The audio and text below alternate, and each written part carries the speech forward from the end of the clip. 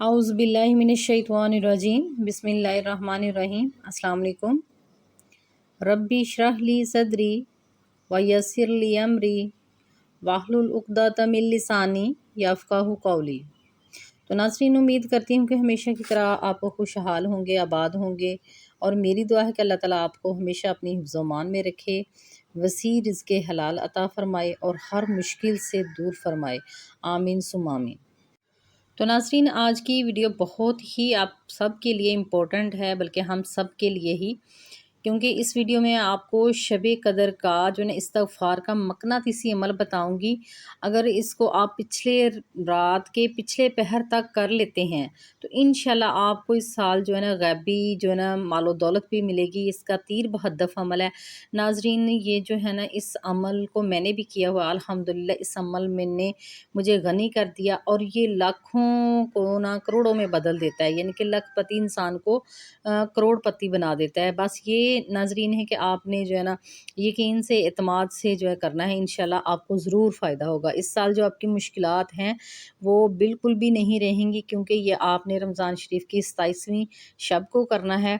तो इंशाल्लाह देखिएगा आपकी तमाम मुश्किलात, ये नहीं कि रोज़ी के लिए, और भी बहुत सारी इंसान की मुश्किलात होती हैं, औलाद के हवाले से होती हैं, रिश्तों के हवाले से होती हैं, कारोबार के हवाले से होती हैं, रिश्तेदारों के हवाले से होती हैं, या फिर मियाँ बीवी के आपस में जो इख्तलाफात होते हैं उसके हवाले से होती हैं। तो जिस भी मकसद को ज़हन में रख के आप करेंगे इंशाल्लाह ताला आपका हर मकसद कामयाब होगा। तो नाज़रीन, मैं आपको पहली वीडियोज़ में बता चुकी हूँ कि अपनी दुआ आपने किस तरह मांगनी है, उसमें आपने जो है ना तसीर पैदा करनी है। तो इंशाल्लाह इस तरह करेंगे तो ज़रूर आपकी हर दुआ कबूल होगी। तो नाज़रीन, आपसे रिक्वेस्ट है कि आपने वीडियो को फुल वॉच करना है, कहीं से स्किप नहीं करना, क्योंकि इसमें आपको मुकम्मल जो है गाइडेंस आपके साथ शेयर की जाती है। तो इसको पूरा देखें ताकि आपको फ़ायदा हो। तो नाज़रीन, आपको मैंने ना वज़ीफ़ा बताने से पहले कुछ ज़रूरी बातें हैं इस्तिग़फ़ार के हवाले से जो आपके साथ करनी है, कि बाज़ इंसान के साथ ही इस्तिग़फ़ार करते हुए ऐसे उसको मौके मिलते हैं जिन पर यानी कि इस्तिग़फ़ार करना बहुत ज़रूरी होता है, क्योंकि वो पहले तो ज़िक्र कर रहा होता है, लेकिन बाज़ ऐसे मौके होते हैं जब यानी कि इस्तिग़फ़ार करना वाजिब हो जाता है। तो जब इंसान तब इस्तिग़फ़ार नहीं करता तो ये चीज़ भी आपके इस्तिग़फ़ार पे असरअंदाज़ होती है कि जहाँ मौका है वहाँ यानी कि नहीं किया गया। तो इंशाल्लाह ये मैं आपको बताती हूँ कि कौन-कौन से ऐसे मौके आ जाते हैं जिन पे आपको इस्तिग़फ़ार ज़रूर करना है। तो इंशाल्लाह जब आप जो बाकी आपका जो इस्तिग़फ़ार का ज़िक्र है इंशाल्लाह वो भी जल्दी कबूल होगा। तो नाज़रीन, कुछ ऐसे मौके आ जाते हैं कि जब इस्तिग़फ़ार करना ज़रूरी होता है। इस्तिग़फ़ार नाज़रीन क्या है कि एक बुनियादी तौर पर एक साबुन का, एक सफ़ाई का या फिर एक सर्फ़ का काम करता है।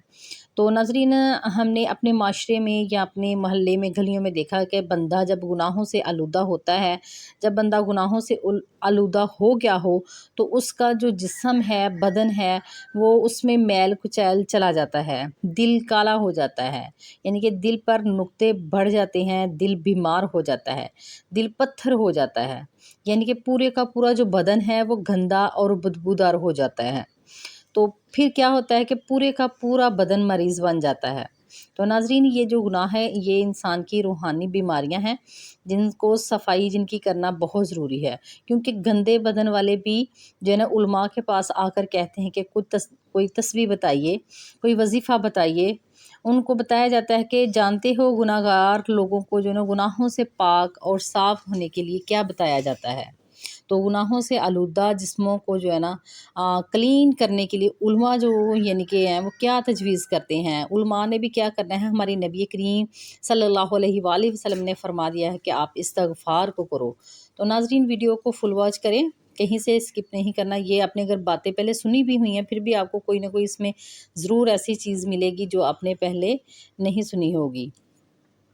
तो नाज़रीन, जब इंसान इस्तिग़फ़ार करता है तो उसको मौके बहुत सारे बाज़ दफ़ा ऐसे आते हैं उसकी ज़िंदगी में जब ज़्यादा इस्तिग़फ़ार करना ज़रूरी होता है। तो ये है कि इबादत की अंजामदही के बाद जो है ना, इबादत की अंजामदही के बाद इस्तिग़फ़ार करना इसलिए मुस्तहब है कि इबादत की अदायगी में कमियों कोताही हो जाती है, जिसकी वजह से इस्तिग़फ़ार करना ज़रूरी हो जाता है, और इस्तिग़फ़ार इसकी कमियों कोताही का कफ़ारा बन जाता है। तो इरशाद बारी ताला है कि अल्लाह ताला फरमाते हैं कुरान पाक में कि फिर जहाँ से सब लोग लौटें वहीं से तुम भी लौटो। اور اللہ سے بخشش مانگو، بے شک اللہ بہت بخشنے والا اور بہت رحم کرنے والا ہے۔ تو ناظرین، یہ تو پہلا موقع ہو گیا کہ عبادت کرنے کے بعد ضرور استغفار کیا کریں کہ اگر کوئی کمی یا کوئی غلطی ہوگی تو اللہ تعالیٰ ہمیں معاف فرما دے۔ تو پھر دوسرے موقع کے لیے اللہ تعالیٰ قرآن پاک میں فرماتے ہیں، ترجمہ ہے کہ اور سحری کے اوقات میں بخشش طلب کرنے والے ہیں، یعنی کہ اس سحر کے وقت جو ہے نا اور رات کے پچھلے پہر کے وقت جو ہمیں اپنی اللہ تعالیٰ سے مغفرت کے لیے دعا کرنی چاہیے، کیونکہ نبی کریم صلی اللہ علیہ وآلہ وسلم کا فرمان ہے کہ اللہ تعالیٰ جو ہے نا رات کے پچھلے پہر یعنی کہ زمین کے قریب ترین آسمان یعنی کہ زمین سے جو پہلا آسمان ہے وہاں پر نازل ہوتے ہیں اور فرماتے ہیں کہ ہے کوئی جو مجھ سے یعنی کہ مغفرت طلب کرے میں اسے معاف کر دوں، ہے کوئی جو مجھ سے مانگے تو میں اسے عطا کر دوں۔ تو ناظرین، یہ بہترین وقت ہوتا ہے اپنی مغفرت کے لیے اور اللہ تعالیٰ سے مانگنے کے لیے بھی۔ تو اس موقع پر ضرور جو ہے نا استغفار کیا کریں، زیادہ سے زیادہ آپ کی انشاءاللہ دعاؤں میں ضرور قبولیت ہوگی۔ تو ناظرین، یہ جو ہے نا یعنی کہ استغفار کا بھی اور دعا کرنے کا بھی بہترین وقت ہے، یعنی کہ سحر کا اور پھر رات کے پچھلے پہر کا۔ تو ناظرین، تیسرا موقع وہ ہے جب انسان کا جو استغفار کرنا بہت ضروری ہو جاتا ہے، وہ ہے مجلس کے اختتام پر۔ حضرت ابو ہریرہ رضی اللہ تعالیٰ عنہ سے روایت ہے کہ نبی کریم صلی اللہ علیہ وآلہ وسلم نے فرمایا، جو شخص کسی مجلس میں بیٹھتا ہے اور وہ وہاں بہت گل اٹھاتا اور شور شرابہ کرتا ہے، پھر وہ مجلس میں سے اٹھنے سے پہلے یہ دعا پڑھتا ہے تو مجلس میں اسے کچھ سرزرد ہوا تھا تو وہ معاف کر دیا جاتا ہے۔ سبحانک اللہم و بحمدک اشہد ان لا الہ الا اللہ انت استغفرک و اتوب الیک۔ تو اس کا ترجمہ ہے کہ پاک ہے تو اللہ، اے اللہ، اپنی تعریف کے ساتھ میں شہادت دیتا ہوں کہ تیرے سوا کوئی عبادت کے لائق نہیں، میں تجھ سے معافی چاہتا ہوں اور تیرے حضور توبہ کرتا ہوں۔ تو ناظرین، اس طرح یہ کہ اگر محفل میں انسان سے کوئی غلطی ہو جائے تو اللہ تعالیٰ وہ معاف فرما دیتے ہیں، تو کیونکہ نبی کریم صلی اللہ علیہ وآلہ وسلم بھی محفل سے کسی سے اٹھتے تھے تو وہ یعنی کہ استغفار کرتے تھے۔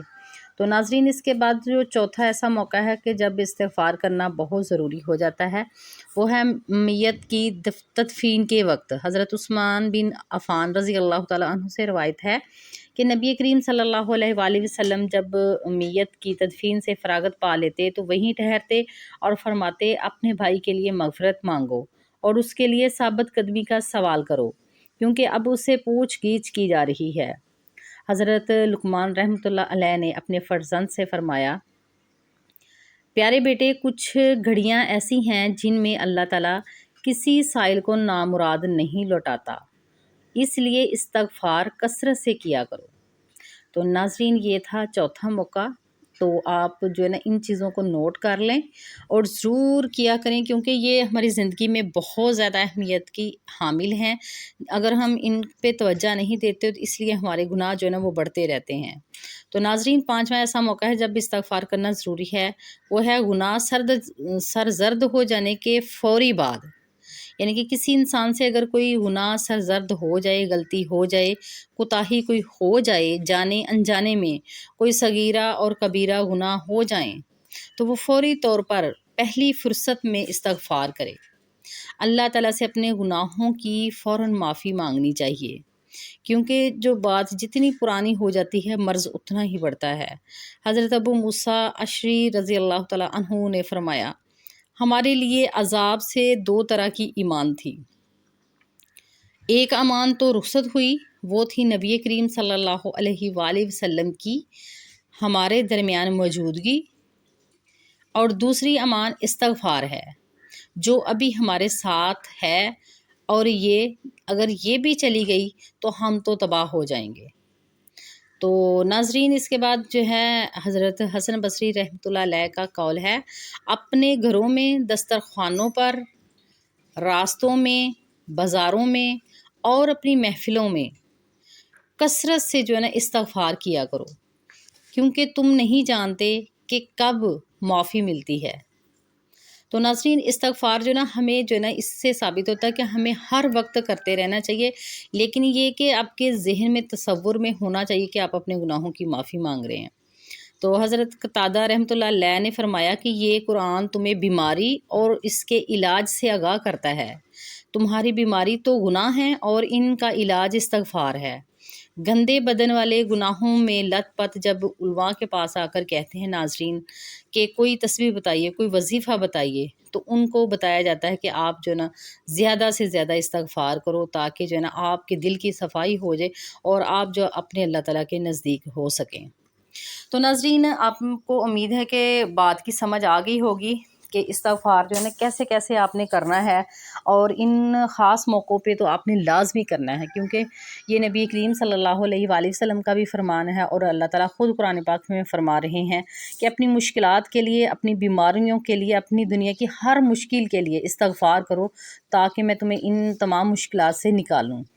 تو بس یقین کے ساتھ، لگن کے ساتھ کریں، انشاءاللہ آپ کی بھی دعائیں قبول ہوں گی۔ تو ناظرین، جو شب قدر کا آپ کو میں 27ویں یعنی کہ شب قدر کا جو وظیفہ بتانے جا رہی ہوں، تو یہ بہت ہی یعنی کہ مجرب ہے، تیر بہدف ہے، اور ناظرین یہ میں نے خود بھی کیا ہے الحمدللہ۔ جو کسی چیز کی کمی نہیں رہتی، کوئی مشکل ہو، پریشانی ہو، جس میں مقصد کو ذہن میں رکھ کے کرتی ہوں الحمدللہ، وہ ہر سال ہی پورا ہو جاتا ہے۔ تو بلیو کریں، اس کی پورا سال ہی برکتیں رہتی ہیں، اس کا اتنا اثر ہوتا ہے کہ آپ اسی جو اپنے وظیفہ کیا ہوا ہے نا، اس کا جو ہے نا آپ جو ہے نا صدقہ یعنی کہ پورا سال نام لے کے مانگیں گے تو انشاءاللہ آپ کو ضرور جو ہے نا آپ کی ہر حاجت، آپ کی ہر دعا قبول ہوگی۔ تو ناظرین، یہ میرا آزمایا ہوا بھی ہے، اور یہ بہت یعنی کہ پرانا اور بہت سے علماء کا آزمایا ہوا ہے، اور پوری دنیا ہی یہ کرتی ہے۔ کچھ معصوم لوگ وہ رہ جاتے ہیں جن کو علم نہیں ہے، تو وہ پھر اپنی یعنی کہ جو دعاؤں سے بھی یعنی کہ محروم رہ جاتے ہیں۔ تو ناظرین، یہ آپ ضرور کریے گا کہ یہ ہے آپ نے یعنی کہ رات کو نوافل جتنے بھی پڑھنے ہیں وہ آپ اپنی مرضی سے، اپنی حاجات کے مطابق پڑھ لیں، آپ میں اس میں کوئی قید نہیں ہے۔ تو جو وظیفہ ہے خاص وہ یہ ہے کہ آپ نے استغفار کا جو ذکر ہے نا وہ تو کرنا ہی ہے، وہ آپ کو اس کو جتنا مرضی کر لیں۔ میں آپ کو ریکمینڈ کروں گی کم سے کم آپ 7000 مرتبہ تو اس رات ضرور کریں۔ 7000 سے بھی زیادہ کر سکتے تو 12000 مرتبہ کریں، 12000 سے بھی زیادہ کر سکتے ہیں تو آپ 25000 مرتبہ کریں، یا پھر 27000 مرتبہ تو مسٹ کریں۔ اور اس کے بعد پھر آپ نے کیا کرنا ہے، 1100 مرتبہ درود ابراہیم پڑھنا ہے۔ آپ کی جو حاجات ہیں، آپ کی جو پریشانیاں ہیں، جو آپ کے مقاصد ہیں، جو دعائیں ہیں رزق کے لیے ہے۔ اور ناظرین، یہ غیبی رزق کا جو نا تیر بہدف وظیفہ ہے۔ اگر آپ کو رزق کی کمی ہے، رزق کے وسائل نہیں بن رہے، تو اس کو رزق کے لیے کریں، انشاءاللہ اس سال جو نا اللہ تعالیٰ آپ کو غنی کر دے گا۔ تو ناظرین، آپ نے 1100 مرتبہ درود ابراہیم پڑھنا ہے، اور کوئی درود نہیں، درود ابراہیم کی 11 تسبیحاں کرنی ہیں۔ اول آخر جو ہے نا اپنے مقصد جو بھی ہے وہ ذہن میں رکھنا ہے، اور پھر رات کے پچھلے پہر جب سحر ہونے سے پہلے یعنی کہ آپ نے اللہ کے حضور گڑ گڑا کر دعا مانگنی ہے۔ انشاءاللہ آپ کی ضرور یہ حاجت جو چند ہی دنوں میں پوری ہوگی۔ تو ناظرین، یہ آپ کو کچھ ٹائم بھی لگ سکتا ہے، لیکن یہ آپ نے وظیفہ کر کے اللہ پہ توکل کرنا ہے، اور اس کے بعد بھی آپ استغفار جاری رکھیں، اور درود ابراہیم بھی جو ہے نا اپنی جو نا ہمت کے مطابق جتنا پڑھ سکتے ہیں پڑھتے رہیں، انشاءاللہ اللہ تعالیٰ آپ کو بھی غنی کر دے گا۔ ناظرین، آج کا جو وظیفہ ہے بہت ہی خاص وظیفہ ہے، آپ نے اس کا ہدیہ لازمی کرنا ہے۔ اس کا ہدیہ یہی ہے کہ آپ نے ویڈیو کو جو ہے لائک کرنا ہے، اور زیادہ سے زیادہ لوگوں کے ساتھ شیئر کرنا ہے، اور چینل پہ نیو ہے تو چینل کو سبسکرائب کر لیں، اور کمنٹ میں جو ہے نا اللہ تعالیٰ کا ایک نام لکھ کے اپنا نیم ضرور لکھیں، کنٹری یا پھر سٹی کا نام ضرور لکھیں، تاکہ میں بھی آپ کے لیے خصوصی دعا کر سکوں۔ تو ناظرین، اب ملتی ہوں پھر کسی نئی ویڈیو کے ساتھ، تب تک کے لیے اللہ حافظ، فی امان اللہ۔